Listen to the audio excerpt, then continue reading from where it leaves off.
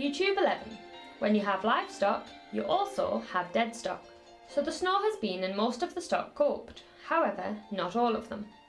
So yes, that is a dead ewe by the wall, often a familiar spot for sheep. So when we have deadstock, I'm always curious to why the death occurred. Although I don't own these sheep, I do treat them as if they are my own, and I'm pretty gutted when they do die. I understand I can't save them all, but I do attempt to do so. So I look over her for signs of why she died. She looks as normal as she could be, no obvious fatal wounds or disfigurements, so she looks pretty healthy enough. So deadstock needs to be picked up and moved to a designated site on the farm, where they are collected and disposed of. So being a weakling, it takes me a bit of effort.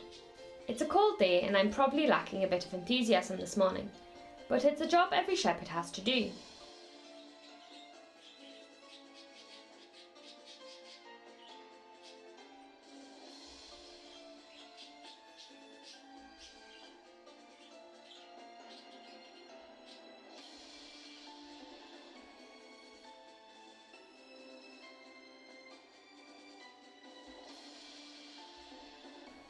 As you know, the hogs have been a bit of a worry, so we brought 7 weaker ones to the home farm to give some TLC to.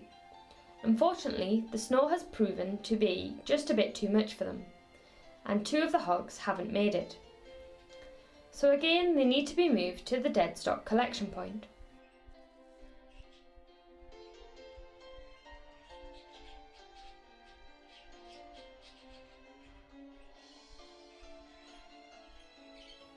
This hog must have died before the other, as it is stiffer, as rigor mortis has set in.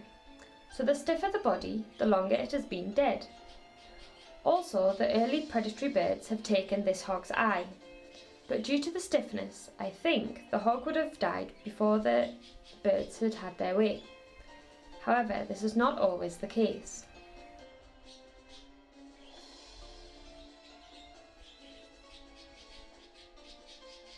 So this is our deadstock collection point.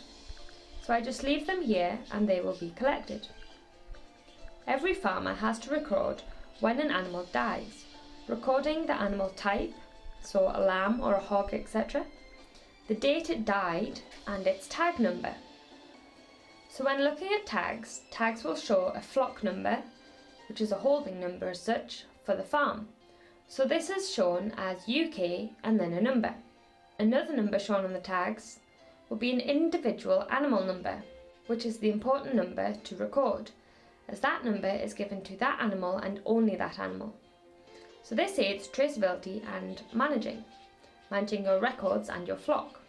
So after you've done anything with the sheep, moved them from different holdings, sold some have died, given some medicine, you've got to write certain things down.